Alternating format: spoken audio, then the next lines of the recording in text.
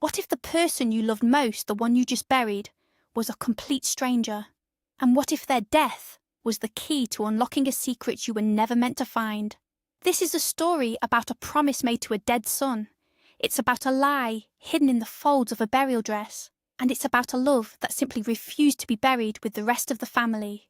Prepare yourself for a journey into the heart of a family's darkest secret, where grief and hope collide in the most unexpected way.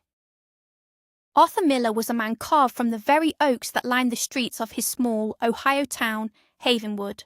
At 75, he was a retired sheriff's deputy, a man who had seen his share of hardship but had always stood tall. Yet life had chiselled away at him, piece by piece. First, it took his wife Eleanor, claimed by a cancer that showed no mercy. 10 years later, it took his only son, Greg. In a fiery wreck on a rain-slicked highway, all that remained of his world was Catherine, his 16-year-old granddaughter Katie. She was the last flickering light in the encroaching darkness. But 3 days ago, that light went out. A sudden, inexplicable heart failure, the doctors said. Now Arthur was alone, haunted by the silence of his empty home, and estranged from his daughter-in-law Nicole, a woman who had spiralled into addiction after Greg's death and hadn't even shown up for her own daughter's funeral. The Ohio sky wept a cold, grey drizzle, mirroring the sorrow in Arthur Miller's soul. He stood at the edge of the freshly dug grave, his old bones aching with a chill that had nothing to do with the weather. The scent of damp earth and wilting lilies filled the air. He watched as the polished cherry wood casket holding his granddaughter Katie was prepared for its final descent. His knuckles were white as he gripped the handle of his cane. Friends and neighbours from Havenwood offered their muffled condolences, their words lost in the wind. But Arthur heard nothing. His entire world had been compressed into this 6-foot hole in the ground. This was it, the final goodbye, the final member of his family, gone. He felt a desperate, primal urge to stop them, to claw open the lid and see her one last time, to fix this impossible mistake.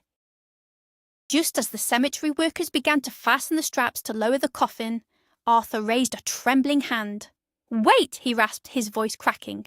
"Please! Just one more moment." The men paused, exchanging sympathetic glances. They were used to the rituals of grief. Arthur shuffled forward, his worn leather shoes sinking slightly into the soft turf. He leaned over the casket, his reflection a distorted mask of sorrow on the polished lid. He wanted to remember her as she was, vibrant, laughing, her hair the colour of spun gold. He wanted to smooth the white dress she wore, a simple garment that now looked like a wedding gown for a bride death had claimed too soon. He needed to fix one last, tiny detail for her, to make sure she was perfect. The funeral director nodded and unlatched the coffin. Arthur peered inside, his heart seizing in his chest. Katie looked peaceful, a porcelain doll that would never wake up. Her hands were folded gently. A small, almost imperceptible wrinkle in the satin of her dress near her waist caught his eye. A pointless detail, but in his shattered state, it was everything. He reached in, his calloused fingers fumbling to smooth the fabric. As his hand brushed against the seam, he felt something that didn't belong. It was small, stiff, and crinkled. It was a piece of paper, tucked deep inside the folds of the dress. His first thought was that it was a prayer card, something one of the mourners had slipped in. His movements were fluid, born from decades as a deputy. Without a second thought, he palmed the object, his fingers closing around it as he straightened the dress. No one noticed. He pulled his hand back, nodding to the workers. "Thank you," he murmured. They latched the coffin, and the finality of the sound echoed in the quiet cemetery. The casket began its slow journey into the earth. Arthur stood frozen, the secret paper burning a hole in his palm. The first shovelful of dirt hit the lid with a hollow thud that vibrated through the soles of his feet and up into his very soul. He didn't know what he was holding, but he knew, with a certainty that chilled him to the bone, that his life had just split into two distinct parts, the time before this moment and whatever was to come after. The house was a tomb. The sympathetic neighbours had dropped off casseroles and pies, their well-meaning kindness only amplifying the crushing silence. Arthur sat in his worn armchair, the one Greg had always loved, and stared at the wall. The ticking of the grandfather clock in the hall was like a countdown to nothing. Hours passed. He hadn't eaten. He hadn't moved. Finally, as dusk painted the windows in shades of purple and grey, he remembered the paper. His hand trembled as he pulled it from his coat pocket. It wasn't a prayer card. He unfolded the small, creased square. It was a photograph. A faded, wallet-sized picture of a little girl, no older than 10, with a mischievous grin and bright, intelligent eyes. He stared, his mind refusing to process what he was seeing. This wasn't Katie. He had never seen this child in his life. But he knew those eyes. A jolt, electric and painful, shot through him. He stumbled to the mantelpiece, grabbing a framed photo of his son, Greg, from his college graduation. He held the two pictures side by side. The girl in the photo had his son's eyes, the same vibrant, piercing blue, the same shape, the same spark of life. It was impossible. Who was this girl? And why was her picture hidden in his granddaughter's burial dress? His mind reeled, searching for a logical explanation. A friend of Katie's? A distant relative he'd forgotten? But none of it made sense. The secrecy of it, the placement. It felt like a message from a place he couldn't reach. That night, sleep offered no escape. It dragged him into a turbulent dreamscape of fog and disjointed memories. He was standing on the edge of that highway, where Greg had died. The rain was falling, but it was warm, like tears. Then, his son was there, standing in the mist, not mangled and broken, but whole. Yet there was no peace on his face, only a profound and urgent sorrow. "Dad," Greg's voice echoed, not in his ears but inside his head. "You have to find her." Arthur tried to speak, to ask who, to tell him Katie was gone, but no sound came out. Greg's image flickered. "Katie, it wasn't her fault," the dream voice whispered. "But she's not the one. Find my daughter, Dad. Find my real daughter. Promise me." Arthur awoke with a gasp, his heart hammering against his ribs, the dream's final words hanging in the silent room like a death sentence. Grief plays tricks on the mind. Arthur repeated this to himself as he brewed coffee in the grey light of dawn. The dream was a product of shock and sorrow. It had to be. But the photograph on his kitchen table was real. It was tangible proof that something was wrong. His son's eyes stared back at him from a stranger's face. The dream, the photo, the secret. It all pointed to one person. The one person on earth he didn't want to see. Nicole, his daughter-in-law. She was the only one who might know. With a heavy sigh that seemed to carry the weight of all his years, Arthur knew what he had to do. He packed a small bag, locked the door to his silent house, and walked to the bus station. The trip to Columbus would be a journey into a past he had tried to forget. The Greyhound bus hissed and groaned its way down the interstate, each mile taking Arthur further from the quiet grief of Havenwood and closer to a confrontation he dreaded. He watched the flat Ohio landscape roll by, his reflection in the window, a tired old man on a fool's errand. He arrived in Columbus and took a taxi to the address he hadn't visited in years. The apartment complex was even more run down than he remembered, a place where hope came to die. The hallway smelled of stale cigarette smoke and boiled cabbage. He stood before apartment 2B, his heart pounding a nervous rhythm. He raised his hand and knocked, the sound unnaturally loud in the decaying silence. He knocked again, harder this time. Finally, he heard a chain rattle and the door creaked open a few inches. The woman who peered out was a ghost. It was Nicole, but a version of her ravaged by alcohol and bitterness. Her skin was sallow, her eyes bloodshot and buried in puffy sockets. Her hair was a tangled mess. She wore a stained bathrobe and reeked of cheap whiskey.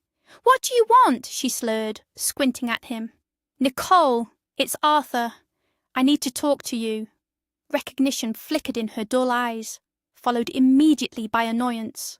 "What the hell are you doing here, old man?" she snapped, opening the door wider. The apartment behind her was a disaster of overflowing ashtrays, empty bottles, and piles of dirty laundry. It was the physical manifestation of her own inner ruin. This was where his granddaughter had lived. He stepped inside, the smell nearly making him gag. "Why weren't you at the funeral, Nicole?" he asked, his voice low and steady. She let out a harsh, barking laugh. "What for? To watch a bunch of hypocrites cry over a kid they barely knew? No thanks. I've had enough funerals." Her callousness was a physical blow, but Arthur pushed forward. He had to know. He pulled the small photograph from his pocket and held it out to her. "I found this, in Katie's dress. Who is this girl?" Nicole's eyes, for the first time, focused. She stared at the picture, and a strange, cruel smile twisted her lips. "Well, well," she whispered, a new, venomous energy in her voice. "So the old man finally gets a clue." "What are you talking about?" Arthur demanded, his patience gone. "That girl?" "Who knows?" Nicole said, waving a dismissive hand. "But I can tell you who Katie was. She was a replacement, a stand-in." She leaned closer, her breath foul. "Greg couldn't have kids, you know. Your perfect son. Firing blanks. But he was obsessed with having a family, a legacy. So we adopted. We got Katie from an agency when she was a baby. She wasn't your blood. She was never a Miller." Each word was a hammer blow, shattering the very foundation of his love and his grief. The girl he had just buried, the granddaughter he had adored, was a stranger. Arthur staggered back, grabbing the arm of a filthy sofa to steady himself. His entire body felt cold. "You're lying," he whispered, but he knew she wasn't. It explained too much. The secrecy, the dream, the photograph. "Lying," Nicole cackled, her voice rising. "I wish I were. I never wanted a kid. He forced her on me, then left me with nothing when his precious business went bust."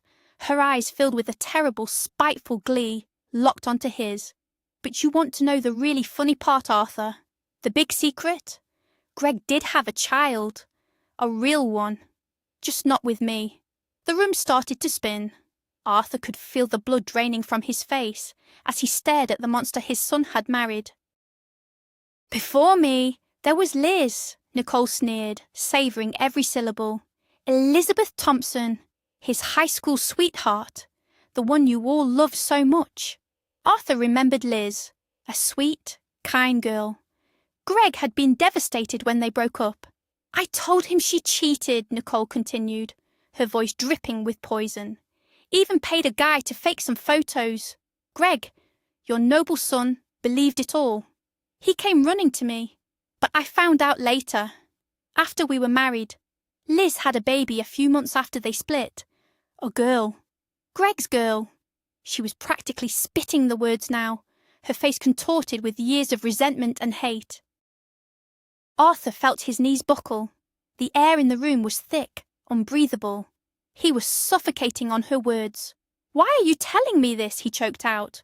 "Because it's the punchline," she shrieked. Years later, Greg ran into one of Liz's cousins. Found out the truth. Found out he had a daughter out there. He even got an address. He was so excited, the idiot. Going to finally meet his real family. She paused, delivering the final, brutal blow. "He was on his way to see her when he wrapped his car around that tree. So you see, Arthur, your search for a happy family is what killed your son. And it left me with all his debt. The cruelty was absolute. It was designed to destroy him, and it was working." He couldn't be in that room for another second. He turned and stumbled out, not hearing Nicole's mocking laughter behind him.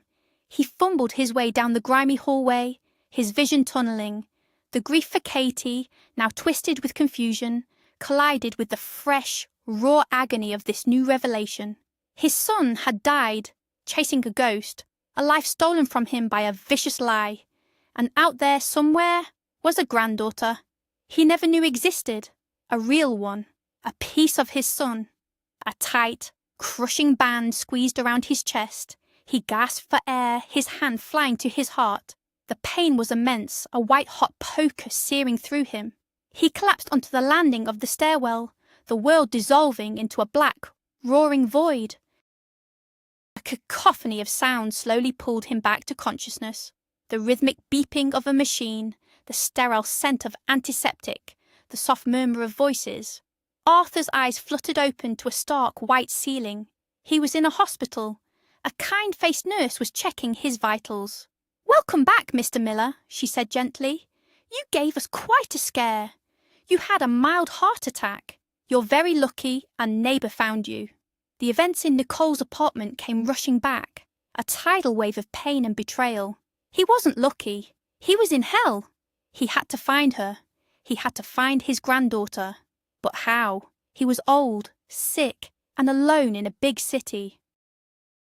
An idea sparked in the fog of his despair. A name from the past. His old partner on the force, George Harrison. George was long gone, but his son. What was his name? Jake. Jake Harrison had become a cop, a detective right here in Columbus. It was a long shot, a desperate grasp at a fraying rope. "Nurse!" he said, his voice a dry whisper. I need to speak to a police officer, a detective. His name is Jake Harrison." He recited the name like a prayer, the last prayer of a man with nothing left to lose. The nurse looked at him with pity, but she nodded. "I'll see what I can do, Mr. Miller. You just rest now." 2 hours later, a tall, well-built man in a plain suit stood in the doorway of his hospital room. He had a serious but compassionate face. "Mr. Miller, I'm Detective Harrison. Jake, the nurse said you were asking for me." It was him, George's boy, all grown up. A wave of relief so powerful it almost made him weep washed over Arthur. "I knew your father," Arthur said, his voice trembling. "We were partners. A good man." Jake's expression softened. "He always spoke very highly of you, sir. Said you taught him everything. What's this all about? How can I help?" The offer was genuine. Arthur took a deep breath and began to tell his story, the whole impossible, heartbreaking tale, from the funeral to the photograph, to the venomous confession of a woman scorned. Jake Harrison listened without interruption, his face growing more grim with every detail. He didn't look at Arthur like he was a crazy old man.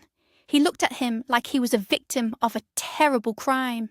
When Arthur finished, his voice raw with exhaustion, Jake was silent for a long moment. "I'm so sorry for your losses, Mr. Miller." "All of them," he said, his tone sincere. "What Nicole told you, it's monstrous, and I'm going to help you find out if it's true." He pulled out a small notebook. "Elizabeth Thompson, you said? I'll start there. I can run her name through our databases, check public records. If she had a daughter, there will be a trail. You just focus on getting better. I promise you I will find something." The next 24 hours were the longest of Arthur's life. He lay in the hospital bed staring at the ceiling, caught between agonizing hope and crippling fear. What if Nicole had lied about that too? What if this was all just one more cruel twist of the knife? His phone finally rang late the next afternoon. It was Jake. "Arthur," he began, and the hesitation in his voice made Arthur's blood run cold. "I have some news. I found a record for an Elizabeth Thompson. I'm afraid she passed away 5 years ago." Arthur's heart plummeted. He had been too late. The last link to his son's secret was gone. "A heart condition," Jake continued gently. "It was very sudden."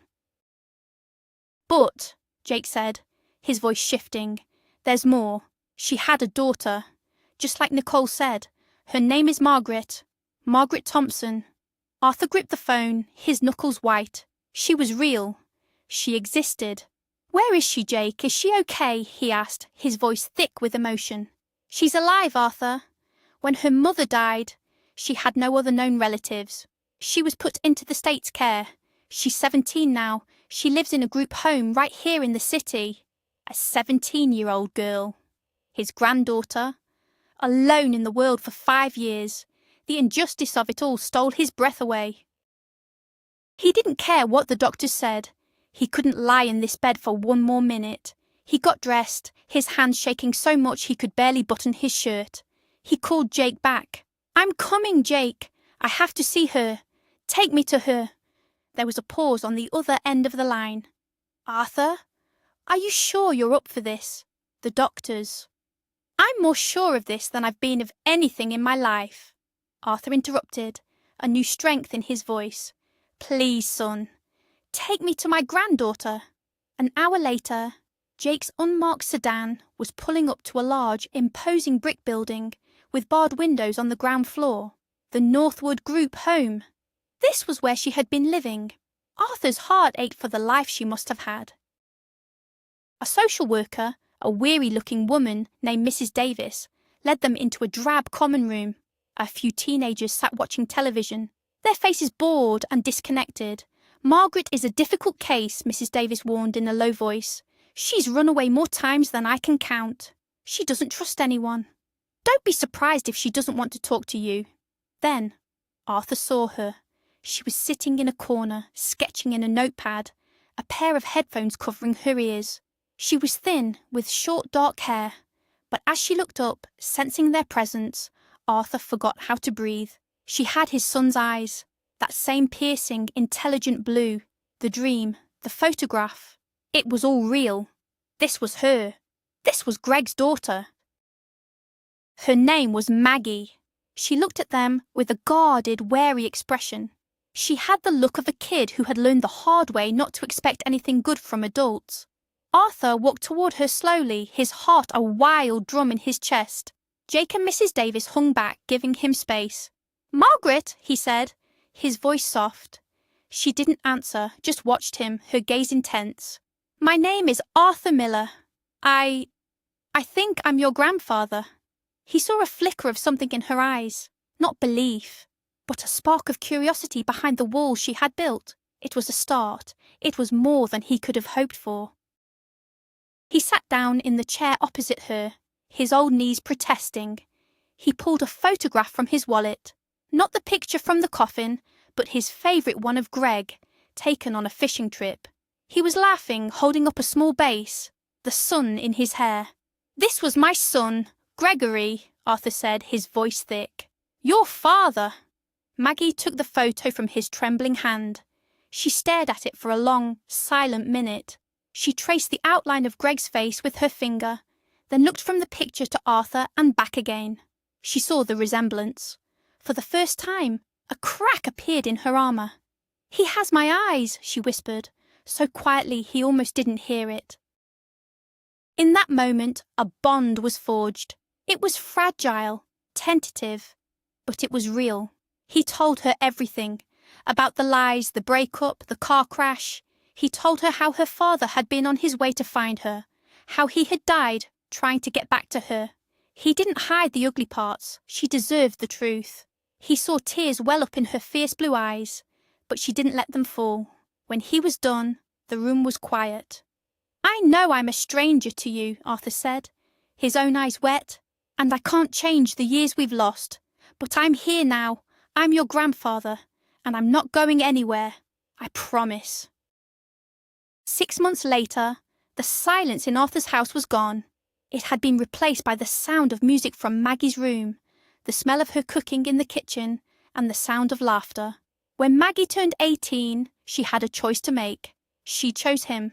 She chose to come home to Havenwood, to the grandfather she had never known. She enrolled in the local community college, planning to study art. She was still quiet, still healing, but the walls around her heart were slowly coming down. She had brought life back into the old house and into Arthur's world. She had given him a reason to wake up in the morning. On the first anniversary of Greg's death, she came to him holding a bouquet of wildflowers. Let's go see him, she said softly. It was the first time she had suggested it. They drove to the small Havenwood cemetery, the same one where he had buried Katie almost a year before. They stood before the simple granite headstone that read, Gregory Miller, beloved son. Maggie knelt and carefully arranged the flowers. She rested her hand on the cool stone. Hi, Dad, she said, her voice clear and steady. I'm Maggie. I'm sorry it took so long for us to meet. Arthur's heart swelled with a mix of sorrow and profound joy. He felt a hand on his arm and looked up to see his son, not as a ghostly dream, but in the fierce, beautiful eyes of the granddaughter he had found. As Maggie spoke to the father she never knew, a single, brilliant ray of sunlight broke through the overcast sky, illuminating the headstone as if in response. It was a moment of grace, of peace. They stood there for a long time, grandfather and granddaughter, two survivors of a devastating lie, bound together by the blood of the man they had both lost. Arthur looked at Maggie, who finally let a tear trace a path down her cheek, and he knew his journey wasn't over. It was just beginning. He had kept his promise to his son. He had brought his daughter home, and in saving her, he had, in the end, saved himself. In the end, from the deepest soil of tragedy, a new life blossomed. Arthur and Maggie, two strangers connected by a heartbreaking secret, found in each other the family they both thought they had lost forever. They couldn't erase the past, but they could build a new future, one founded on truth, forgiveness, and the enduring power of a grandfather's love. Their story is a powerful reminder that even when we think all is lost, hope can be found in the most unexpected of places. Thank you so much for joining us on this incredible emotional journey. If this story touched your heart, please give it a thumbs up, subscribe for more unforgettable stories, and hit the notification bell. We'd love to hear your thoughts in the comments. Have you ever discovered a family secret that changed everything? Share your story with us below.